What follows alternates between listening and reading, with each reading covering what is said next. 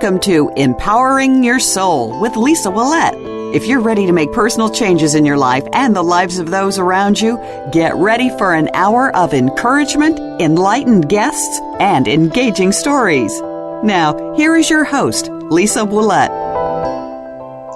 Good afternoon and welcome to Empowering Your Soul. I'm your host, Lisa Ouellet. Today is September 19th. It's a Friday. We're doing a live show today with Susan Feinbloom.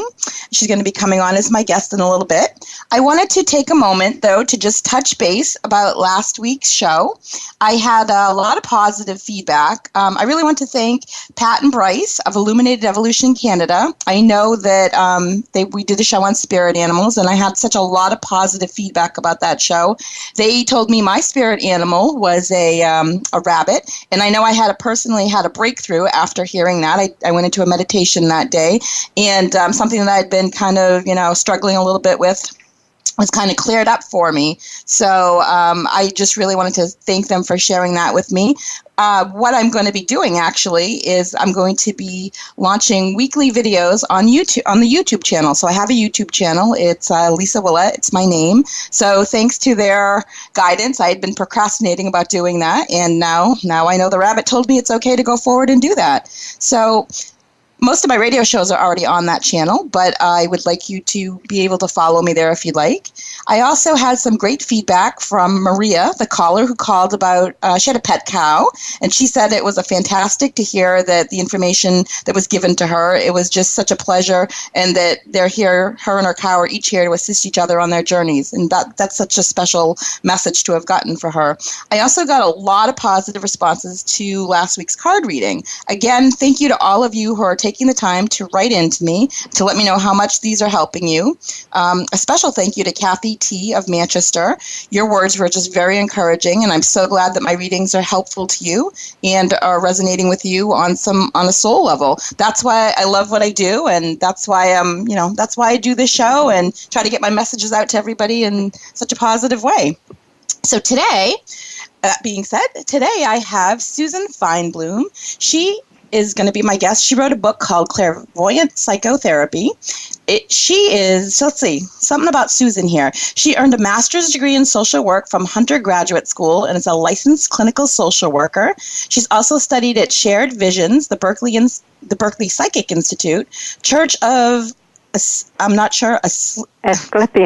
Healing, and the Newton Institute for Life Between Life Deep Regression Hypnotherapy. For the last 30 years, Susan has been weaving meditations and clairvoyance into her psychotherapy practice. She offers classes in clairvoyance and the chakras, shamanic journey techniques, craniosacral bodywork, and homeopathy of the spine, bodywork. She has also written Unwinding the Soul, a collection of psychological, mystical, and revelatory poems, and she produced 2 CDs, Heaven and Earth Meditations and Meditations on the Chakras. So we're here to talk about her book, Clairvoyant Psychotherapy. You can also reach her at 2 different websites, www.twilightpublications.com and www.susanfeinbloom.com. So I'm so excited to be talking about your book today. Welcome to the show, Susan. Oh, thank you so much, Lisa. Thank you for having me. Yeah, it's definitely my pleasure. There's so many questions I want to ask you. I'm not even sure where to start. I guess first question I would ask you is, I guess if people don't know what clairvoyant psychotherapy is, how does clairvoyant psychotherapy work in conjunction with traditional psychotherapy? In traditional psychotherapy, somebody comes in, and this part is identical with clairvoyant psychotherapy. They talk a little bit about their lives, the context of their lives, and then they talk about what's challenging them, why they decided to come for therapy. A sensitive traditional therapist would be listening to content, looking for cues in body language. Somebody's closed, somebody's open, somebody's getting tense, things of that sort.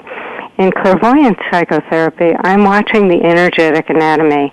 I'm beginning to watch what I'll talk about in a little bit, the chakras, the energy centers that are intertwined into the body. They're in the spiritual body, but they're also in the physical body. and I'm watching where they get tense, where there's energy that does not belong to the person. I'm watching where flows of energy stop. I'm watching, does this person have any energetic concept of release? In our culture, we're really not taught about release. And so what happens is that old wounding, prior wounding, begins to filter into present time, and it actually affects our perception and our possibilities. So I'm watching all of that energetic anatomy. And then I actually guide somebody into a light meditation to begin to introduce the concept of release, energetic release. Were you going to say something? No, I said, oh, okay. Yeah, I was just listening. And connecting to nature. Nature is a big source of nurturance. We are part of nature. And connecting to the cosmos, to our spiritual energy. And then I guide someone to look together with me. It's not the same as just a reading where I just tell someone all about themselves. It's an interactive space where I guide someone on an energetic and root level to the issues that they're talking about. What's the prior wound that keeps having them reproduce over and over and over the same kind of issues in their life? Someone says, why me? This happened before and this happened before. Why me is because when you don't release the root to the issue, it starts creating for you, and it creates a ceiling of what you can have. Okay. Well, that makes a lot of sense. Now, in the book, the first few chapters are all about each chakra, and I know we're going to talk a lot about that, so that's really important to know. So the first few chapters are all about the chakras, and then what your book is about is that you go into a few chapters about men and women. Each chapter is different. One is about a man in his 70s. One is about a woman in her 40s. You name the people, and then you go through kind of a session with them, and you back and forth. Now, I was fascinated in the chapter of Mary, a 40-year-old woman having anxiety due to a mean boss, basically. It was interesting to me. You're explaining to her to use the grounding cord on herself and asking her if she was ever physically hit in this chapter. And she's unsure. And you say to her, sometimes our energy field, our astral body, gets out of alignment with the physical body. This usually feels like confusion or some degree of disorientation. It can also make us feel like we are in a fog or not fully awake. Yes. And I was fascinated by that, because I think that happens to a lot of people. Later on, she releases the other person's anger in her own energy field, and you say to her, Mary, you are letting go of a lot of anger in the first chakra, and she only has power over you that you give her. So you make that statement that I find totally empowering. When you say that, you say, this is a profound realization. The only people or situations with authority over us are those to whom we relinquish our power. Whether we acknowledge this or not, this is a choice. I love that. That's so empowering. I mean, my show is called Empowering Your Soul. I find that one of the most empowering things. Like, was that a fascinating session? So many sessions are fascinating. What happens is we get stuck in this in situations where we consider ourselves a victim, where we blame, and as soon as we consider ourselves a victim of a situation, what happens is we let the other person be in charge of that situation. Right. If we can find any way on a soul level, on a physical level, that we were part of that, we can always change our own behavior, our own perceptions. We can change anything that we identify with. When we are a victim and when we're in blame, we can't change it because we really don't change other people. We change ourselves, and when we help people make realizations deep into themselves, they change themselves. That's true. That's true. So you're there to guide them, not just in a therapy session, but you're there to clairvoyantly see what's going on with them as well, and kind of walk them through it. And I know there's so many things to talk about. I definitely want to get to the chakras. I think we're going to spend the whole second segment, at least talking about the chakras, because we'll have a lot of time to do that. It's the core. It's the map. It's the map of the person's psyche. It reveals everything. So it is deeply the core of what I look at during the sessions. Yeah. Now, can you do a session over the phone, or do you have to be in person to do a session? Do not have to be in person. What happens is we are a spirit, and we have spiritual abilities, and when somebody wants a session and they call, they actually come right there. If I'm in California and they're in New Zealand, they come right there before me. And so they're actually in the room even though their physical body is not. And they're showing me somebody's coming because they want the communication, they want the help. And so they become very available to it.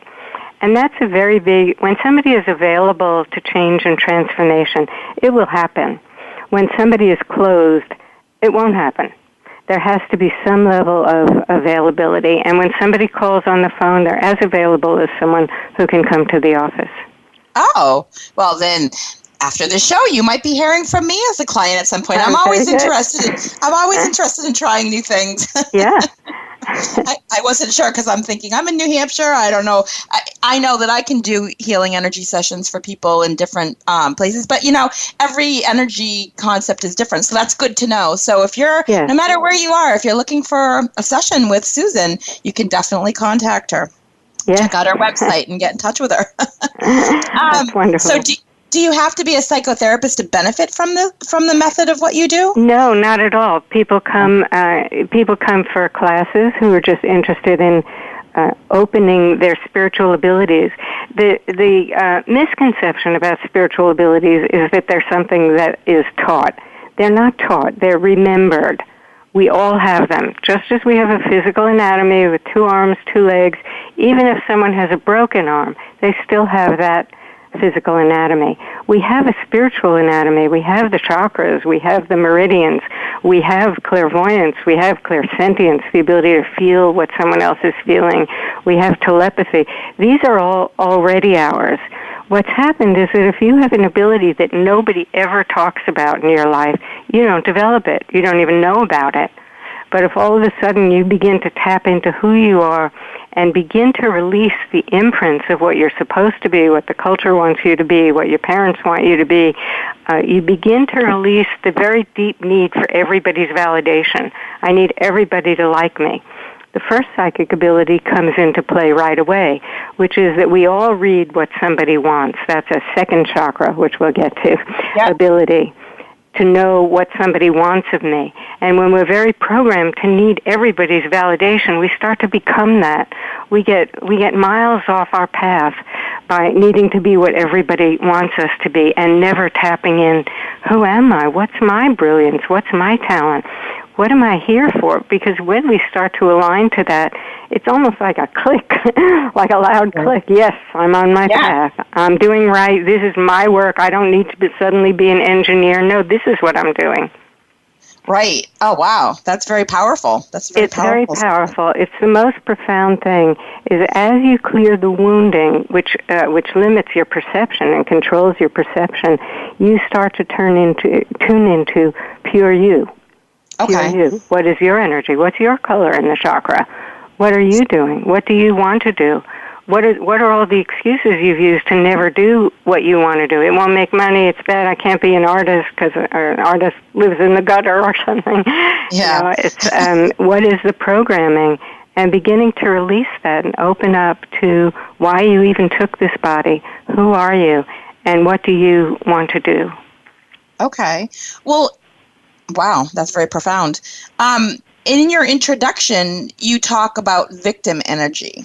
And you just were talking about that when I was bringing up the chapter of Mary, being in victim mode. Since the show is called Empowering Your Soul, what can you share with the listeners about how to get out of that victim mentality? And I guess I wonder, is that the same as static energy? Static energy is when the energy's blocked so you don't move forward. What happens when you have old wounding is it will control your present time life. It'll control literally your perceptions, what you see, hear, touch. So victim energy frequently rests in the lower 3 chakras, which, again, we'll get to in a little bit. I'm sorry, we probably should have talked about the chakras first. my apologies. Well, I will say that the 3rd chakra that is at the diaphragm is the main chakra. Each chakra has a focus, and the 3rd chakra's focus is your will and your personal power. It has many other abilities, but those are core to it. And what happens when somebody's in victim energy is they have all the colors in that chakra don't belong to them. Usually it'll vibrate at gray, it'll vibrate at helpless, it'll vibrate, it won't be spinning or moving in the direction it's intended to move. Okay. So right away, of course, I start working with the chakras, and I have someone come into that chakra, and I have them look, what are the overlays to their own colors? And everybody has a pace of what they're ready to release and what they're ready to look at. So it starts with the first available layer that you're ready to look at. And as I've introduced the grounding and beginning to release energy, I've introduced a concept of letting go. Some of that energy starts to melt off. Many times people have already gained the insight, the intellectual insight, but they haven't done the energetic work of releasing it.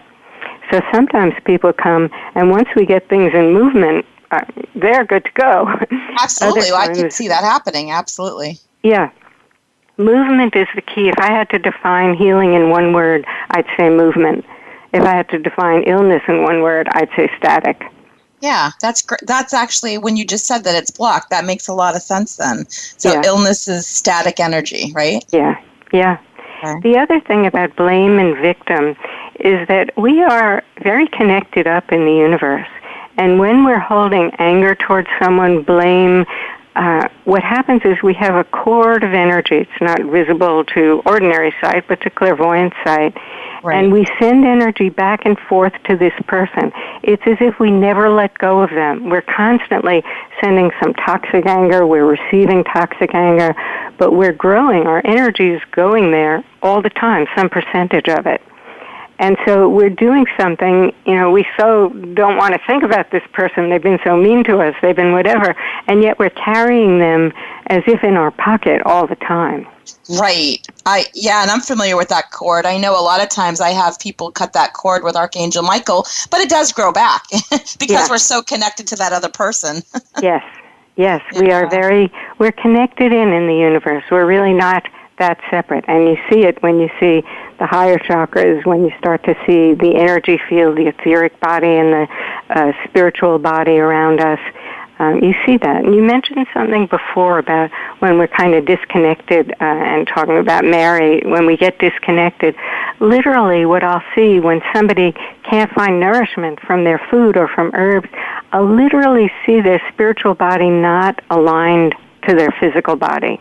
Okay. I'll literally see as if the spiritual body is kind of dangling and the physical body has its feet on the floor. And when I help someone to see that, they automatically start to align. Where our attention goes, our energy follows. Okay. And so just by that awareness, because people don't have that concept, my astral legs aren't in my physical, it's not a concept we walk around with. So when someone starts to awaken, because the spiritual body actually has sensation, just like the physical body. It's a sensate body. For instance, if you go out and dream, you may literally see something, you may hear something, you may feel something. All of these are senses you experience. Some people experience in dreams. It's quite common. So as the spiritual and physical body align, all of a sudden you're empowered to be connected to nature. Nature is a source of release. Let go, let nature compost it and make something beautiful from it. All of these tools start to work when you align the spiritual and physical body.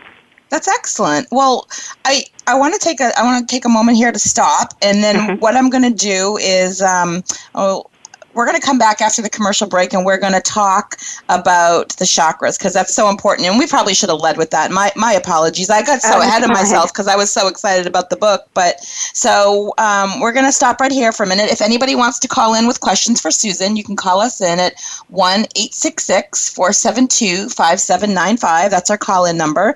And if you're interested in looking into her book, it's available at Amazon.com, Clairvoyant Psychotherapy. And I'm talking with Susan Feinbloom. We're going to just stop here for a quick commercial break, and we'll be back in just a moment. Thank you, Lisa.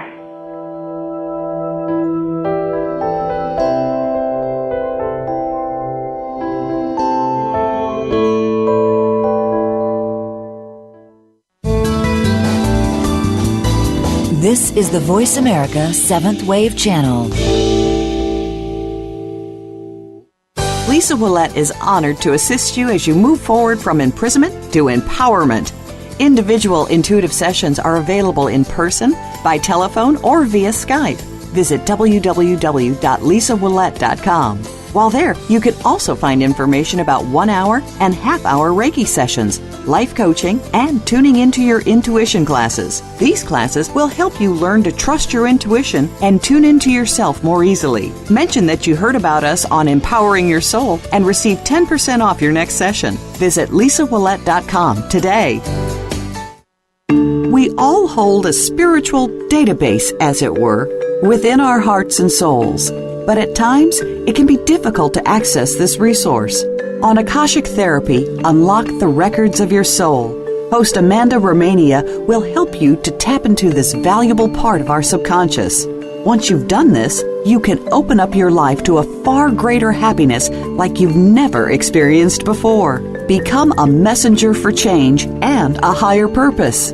Tune into Akashic Therapy, Wednesdays at 11 a.m. Pacific Time, 2 p.m. Eastern Time on the Voice America 7th Wave channel. The Voice America 7th Wave channel. Be extraordinary. Be the change.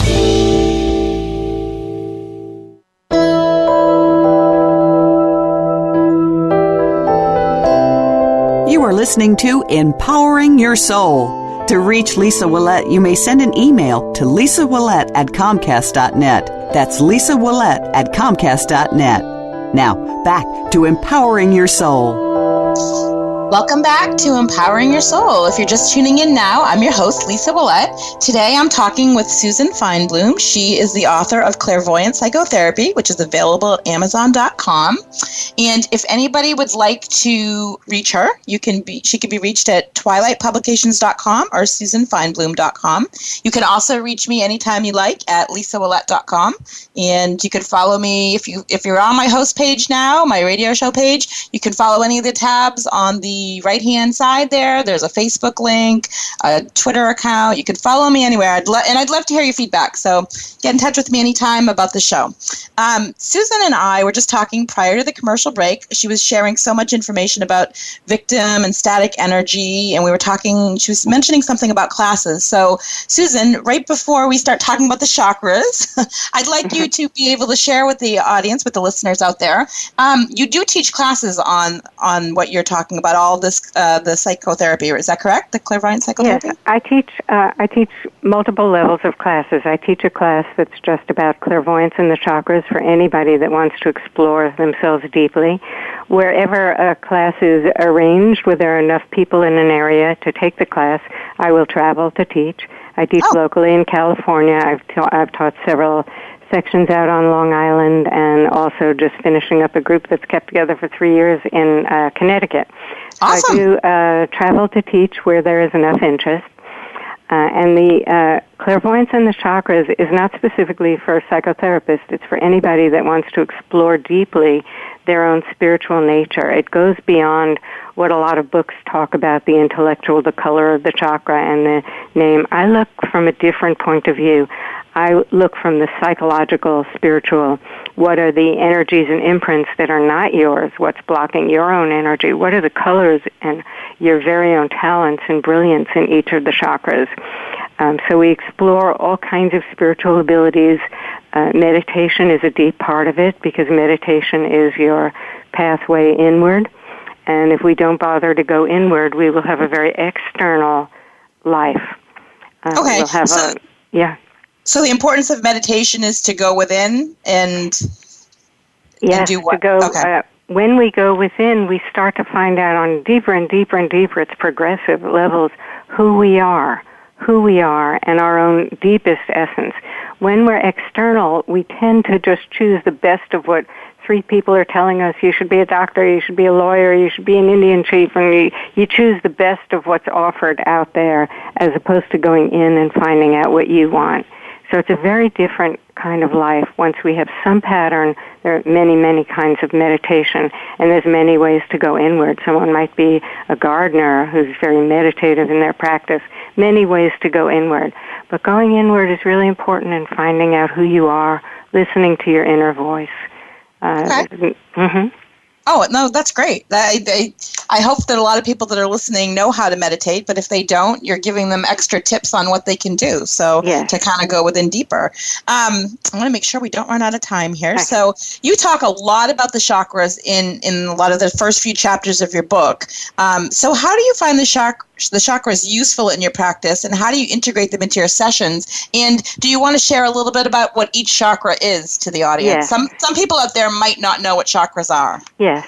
Chakras are what some describe as wheels of light, lotus flowers. There are 7 main chakras in the energy field. They're actually in the etheric body. They're in the spiritual body, interfused into the physical body, but they're not a physical substance. They're along the spine at different nerve complexes, and each one spins in health. Each one has a different focus. The first chakra, they go from the base of the spine up. The first chakra's focus is about survival. We think of survival as I have no money, I have no home, but survival is also someone said an insult to me and it hit a prior wound and now I'm afraid to go out. Survival is also deeply emotional, psychological, and so when survival is stimulated, when we live that way in constant survival, something was very threatening in early life. So instead of seeing what's safe around me in present time, I see everything as a threat. I become very vigilant. I need to know what everybody else is doing, what everybody else is thinking. That's a concept of survival. When that's going on, it's hard to reach the upper resonant frequencies. It's hard to reach a more subtle vibration and hard to reach your higher intelligence, True. Discernment, and wisdom. So when that chakra is fine and we know I'm safe in the world, I was welcomed into the world, and then that chakra doesn't need to speak so much. And we go up to the second chakra, which is just below the navel. The second chakra is our emotional center, our sexual center. When we are in the habit of stuffing emotions because they've been unsafe to express, what happens is that's when we grow ecstatic in the second chakra. Many times, and in ancient medical, anthroposophical medicine and other kinds of medicines, emotional suppression is seen as a cause of physical ailment, including some very serious ailments. It's seen as the root, and then other things grow from it. So our second chakra is meant to express emotions. And we have a concept that if I'm angry, it means I have to yell at you. That's not what the second chakra means. The second chakra means we have to feel it. If we go around yelling at people, chances are they can't even hear what we're angry about. It's too intense for them to respond to that. So the second chakra is about you allowing your own feelings, and that chakra begins to resume movement. And in that chakra, then we know when we're safe, because you walk into a room, you can know 6 people in this room are angry, I don't want to go in there. Or you can know there's a lot of joy here. The second chakra will tell you that. It does a kind of reading, an automatic reading. Okay. The third chakra, which we just touched on briefly at the diaphragm, is about our personal power. This is the beginning of our will.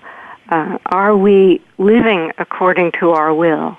Are we expressing our will? Do we have enough energy flowing through us to be able to find out what is our will? What do I want? I remember, what was that movie, Runaway Bride, where she keeps running away, Julia Roberts keeps running away at the altar, and then one day she's in her own kitchen making eggs, all the different ways that all the husbands to be liked eggs, and she finds, oh wait, I don't like those. I never liked that. I've been acting on everybody else's will. At some point, we tune in to all the programs that are in us, all the imprints, what everybody else wanted from us, and we start to tune into our very own will. This is what I want. And we have in our culture an insult that goes with that. Oh, you're so selfish. But we might begin to look at that a little differently. If I express my will, then I'll start to express my love, which goes up to the fourth chakra. I'll start to express a generosity of heart. I'll have the freedom to love myself and therefore to love you. If I don't love myself and I'm constricted, I can't really love you. I can't really find compassion. So the third chakra is like the flame that begins to open up the upper chakras. Okay. And these all resonate at a little bit faster vibration. So the fourth chakra is this self-love. Its ability to love others, to be compassionate. when we're acting on our spiritual information, we will be kind. We will be generous with our love. You can be generous and compassionate with somebody who maybe isn't very nice to people. It does not mean you need to marry them. It does not mean you need to spend all your days with them. Exactly. There's not a command for behavior.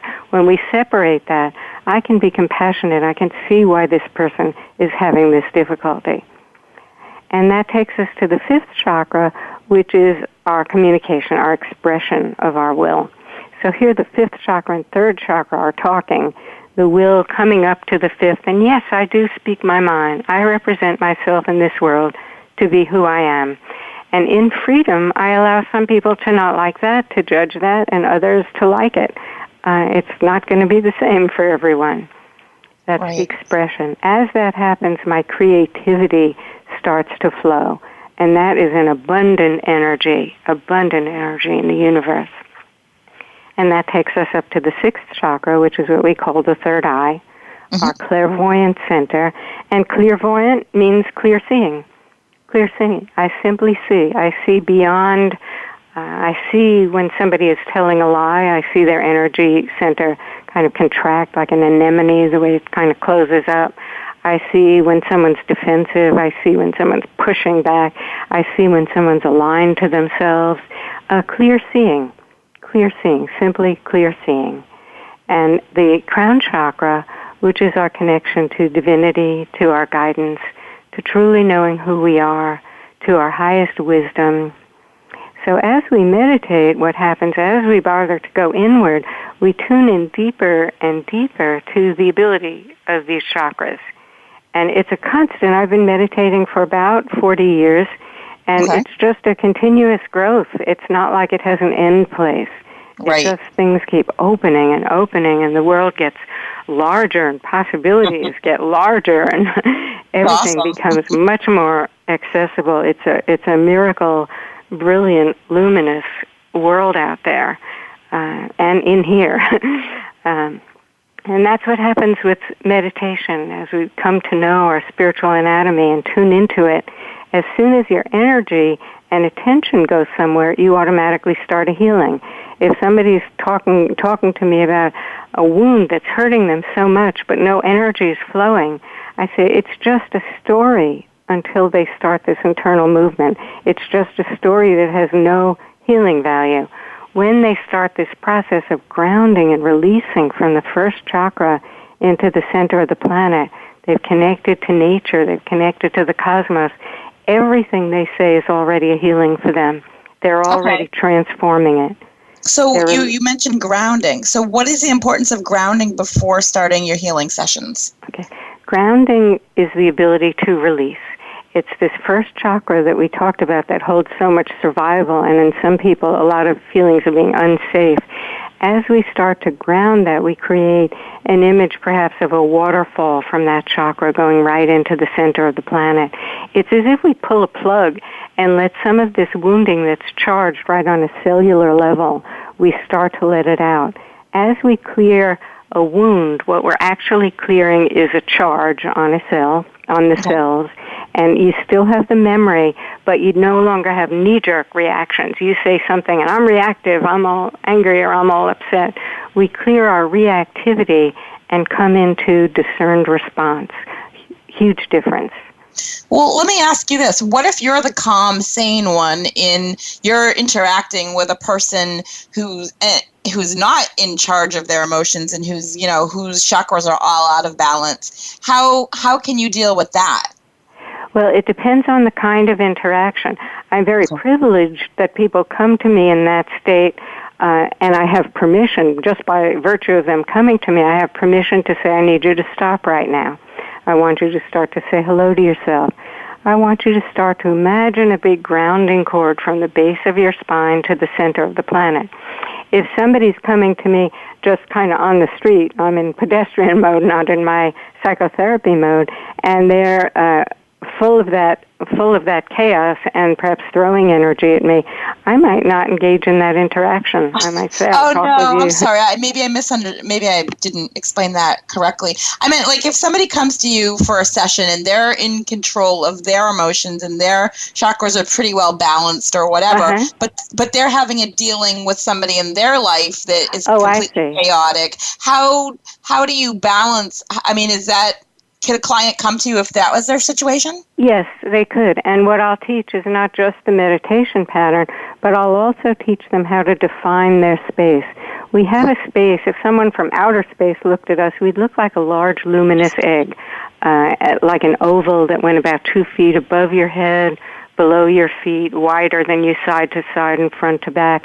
I'd have them start to tune in to their energy field. Some people keep their energy field like very wide. I have someone pull their energy field in, start to define it, even define the color of it. And then I'd have them maybe put a little protection symbol in front of their energy field with a grounding cord. I use the symbol of a rose a lot. And then what happens is when I talk to somebody who has no protection, they have no definition of their energy field, my words will tend to go into their body almost like a command. Whereas if somebody has this oval, they have this protection, the words go just to the protection symbol, and that person has the discernment in order to say, as that protection symbol is grounding the energy, you have the discernment rather than feeling like this person's invading you, commanding you. You've defined your space. We are more empowered with a defined space than any other way I can imagine. Know thyself is the strongest empowerment I can imagine, really. Yeah, no, those are powerful, very, very powerful words. I know we only have like 3 minutes before we go to our next commercial break, but I wondered if you could share what's the difference between saying hello to the spirit in front of you or to the material body? Okay. Is there a difference in that? The material body is very literal. We're just looking at body material. When I say hello to spirit, I'm watching the whole energy field. As a spirit, we come into a body. The spirit has a history of its own. It has the lifetimes it's led. It has its work in between lives. The body has particular genetics from this family, from the mother person, from the father person, and all of those ancestors. They're not identical. The spirit comes in having chosen this body to begin to work particular issues that it wants to work, to understand things about emotions, to understand how to navigate this kind of situation. So when we're saying hello to just the body, we're saying hello to a very narrow part of what that whole being is about. Okay. So when we say hello to the spirit, just by aiming your hello there, that person helps that person to integrate spirit to body, because it's rather rare that people come up to you and say hello from this broad context. That's true. I bet you that doesn't happen all that often. It does not. Yeah. So you were talking earlier about, you gave us a lot of great information about the chakras too. Now, I know there's a lot of people out there that are familiar with them, but I'm sure I have a lot of listeners who have heard of the chakras but didn't know what they were. Does color in the chakras mean anything? I know that the colors of the chakras are the red, orange, yellow, green, blue, purple, and white. Do the colors mean anything? Do you work with colors at all when you're... Yes, I do. But I don't look at them from the book point of view, because most of us we're not running those pure colors. Okay. What I look at is what's you and what's not you. All That's right. The very basic discernment I look at when I look in a chakra. And I help the person to look at that for themselves. Oh, gee, even this gorgeous green, that one isn't mine. That's so-and-so's. Or this black isn't mine. Usually we think of the darker colors as not ours, but all kinds of colors can be imprints. What I look for is to help the person make a connection with their very own color. Oh, okay. And they will see it however they do. But when they make that connection, energy starts to move. Where our attention goes, our energy goes. Well, and so all of a sudden a healing happens just by that connection. So, yes, sometimes you'll see the colors bright like it describes in books, but it doesn't always look that way. But I do look basically for the discernment, what's yours and what's not yours. Oh, okay. Well, that's good information to know. I guess I just always assumed that, everybody would have the chakra colors. But, I guess what you're saying they do, but you're looking at them clairvoyantly in a different way. So, yeah, I'm looking because we come in layers. I have this early wounding, then I have what sits on it and what sits on it and what sits on that and what sits on that. So what I look for is what's available. Because it's kind of like if I want to become a medical doctor, there may be a lot of things I need to study. I may not be able to go right to medical school. I may be able to, and I'm 6 years old, I may need to be able to grow up and learn a lot about science and all kinds of things. There's a sequence to any goal. There's a sequence to any healing. So I look for what's available because the idea is to have a win-win, that the person makes the progress. When you dig too deep to what's not available, you're just going to be yanking and frustrated. Okay. So we look for what's available and releasing it, what's available now and what's available now and what's available now. Okay, so that's great information to have, and we're going to have to stop here for a quick commercial break, and we'll continue talking with Susan about this as soon as we return. So stay tuned, and we'll be right back.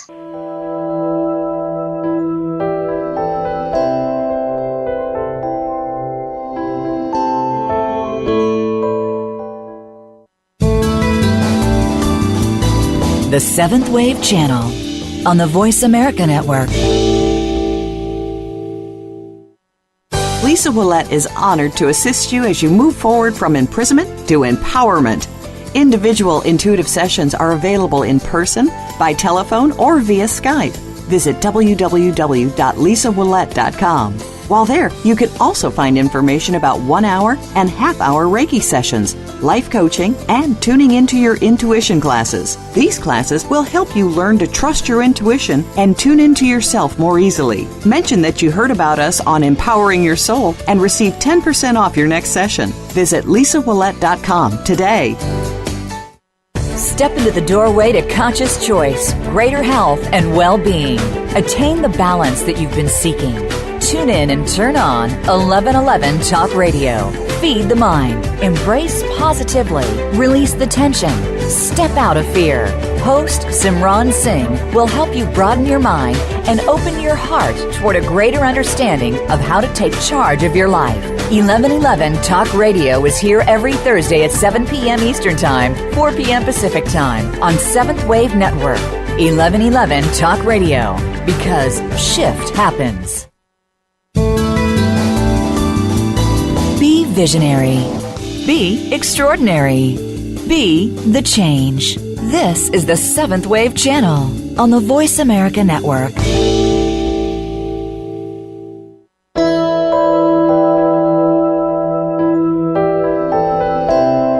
You are listening to Empowering Your Soul. To reach Lisa Ouellet, you may send an email to lisawillette@comcast.net. That's lisawillette@comcast.net.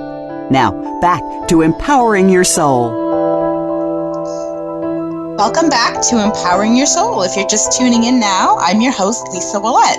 Today I have with me Susan Feinbloom. We've been talking in the last two segments of the show, and I wanted to just say, while meditation and spiritual searching have long been associated with Eastern religions, they're becoming more mainstream as those who identify as secular or other religions are increasingly drawn to spiritual practices. Today, I'm lucky to have with me one such person, Susan Feinbloom. Her credentials are LCSW, and she has achieved profound success in her psychotherapy practice by incorporating the spiritual with the conventional therapy methods. She shares these groundbreaking techniques with us today, and she's talking about her new book, Clairvoyant Psychotherapy, and we're learning a lot about everything that she's, we're just learning so much today as she weaves meditation and clairvoyance into her psychotherapy practice for empowerment. So thank you so much for talking with us today, Susan. My pleasure. Yeah. One of the things that you say is you're a tracker of energy. What does that mean? What it means is when somebody is talking to me, they've come for a session, they're talking about a particular challenge, I can watch in the energetic anatomy where is the root of that challenge lodged. Is it in a particular chakra? Is it in attention and inability to ground and to release energy? I use tracking both for myself to watch where is the focus, what are the images. Sometimes images come through. Sometimes when somebody is even in their 60s or 40s talking about a particular wound, I'll see an image sitting in her chakra that has an image of them at 6 years old. So I'll help draw their attention as I track where that image is and what it is. I'll help draw their attention to that. Maybe asking what happened at 6 years old. And perhaps there'll be a memory right there, or perhaps there won't be. Sometimes there's an instantaneous recognition. And what happens then is that both our consciousnesses meet at one point, at a point of what happened. I'm watching it, they're watching it, and it's almost as if there's instantaneous movement starts there. The other way that I use tracking is when somebody finds they're repeating a pattern or they're repeating a blame, I ask them to start to track their own behavior and even their own thoughts, and to start to clear thoughts that they no longer choose to think. If I keep thinking, oh, this person's so mean-spirited, or an insult about this person, I say, cancel, or I say, I once heard on some show, delete, or... cancel, clear, delete. That's what I say. Cancel, clear, delete. Cancel, clear, delete. And what happens is we start to take charge of our own thoughts, because what we think we start to manifest. And if our thoughts are all negative, that could never work, that could never work, that could never work, and we never get to create what we want. Well, we can start to connect the dots and see what we're doing, what we're thinking as causative to what's actually happening in our life. Once we start to do that, we track our own lives. I track energetically where things are static, where they're not moving, what are the old imprints. And then someone takes that into tracking their own lives. What am I thinking? What am I creating by my thoughts? Okay. Well, that's again, everything that you're sharing with us is so empowering. There's just all these ways to help empower yourself.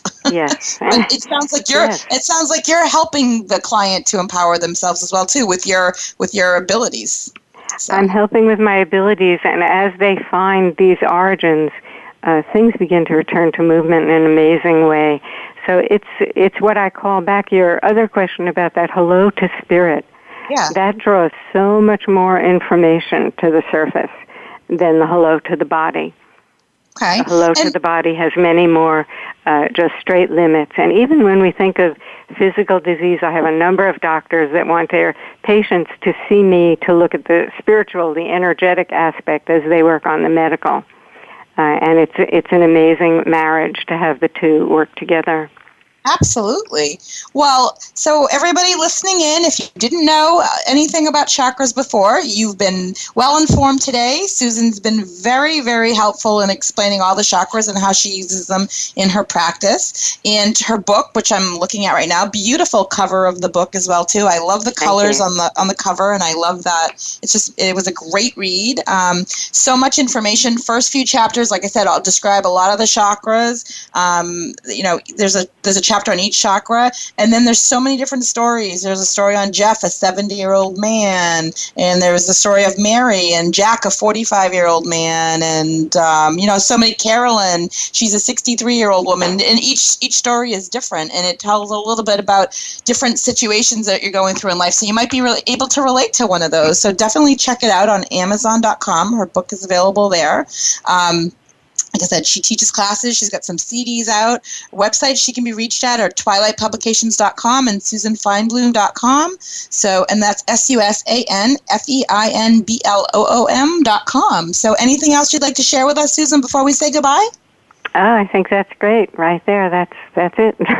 Yeah. So thank you so much. You've been so informative, and like I said before, you'll definitely be hearing from me. I'll be calling to schedule a session as well. So I'm looking forward to having that with you. And again, if anybody out there is interested as well, you know where to reach Susan now. So thank you so much for coming on my show today and enlightening my listeners with all of your information. And your book was fascinating. It was a great read. Thank you so much for sharing it with us. And thank you so much for writing it.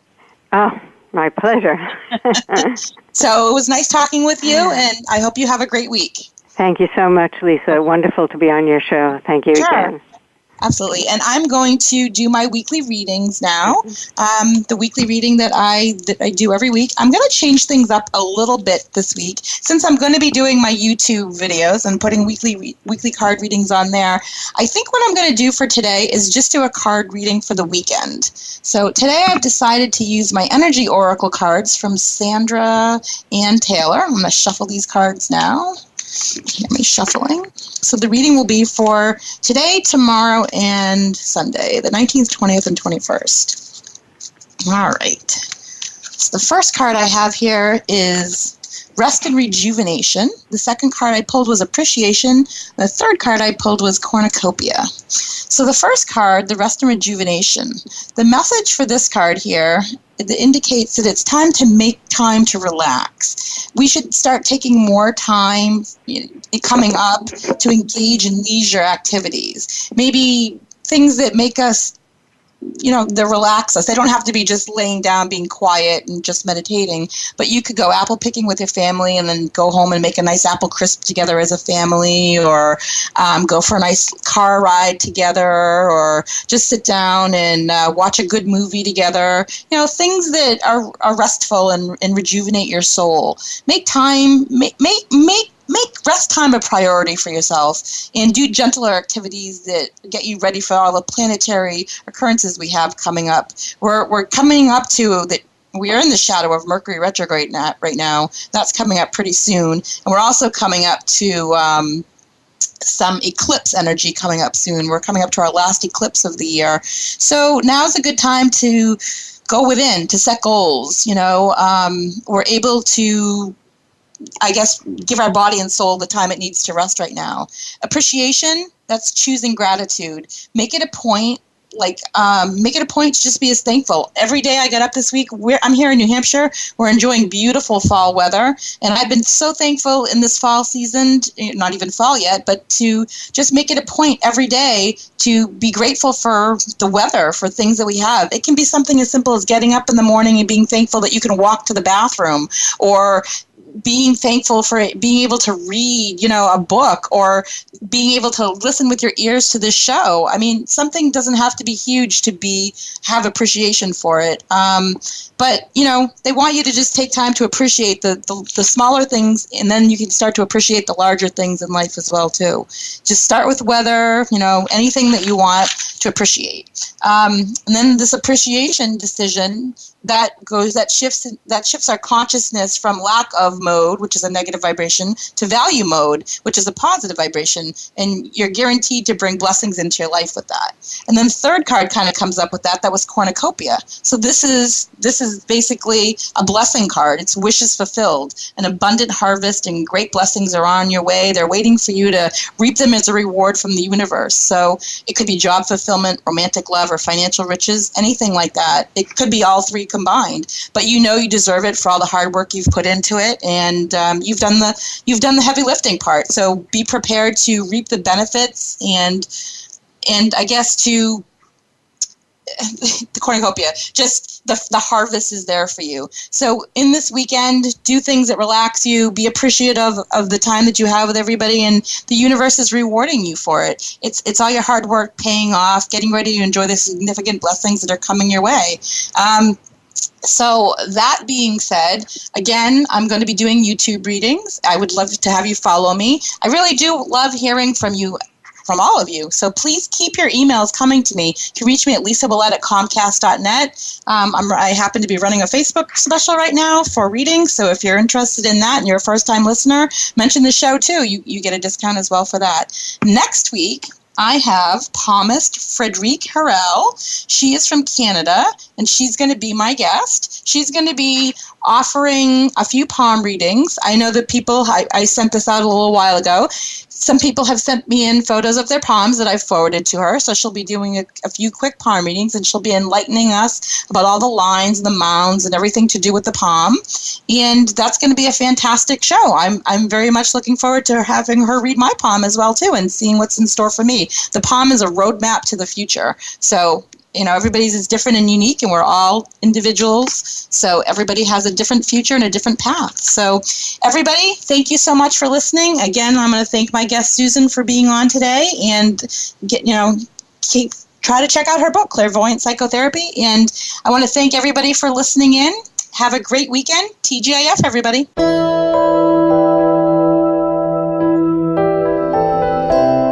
Thank you for listening to Empowering Your Soul. Please be sure to join Lisa Ouellet for another engaging program next Friday at 9 a.m. Pacific Time, noon Eastern Time on the Voice America 7th Wave channel. This week, stop feeling imprisoned and start being empowered.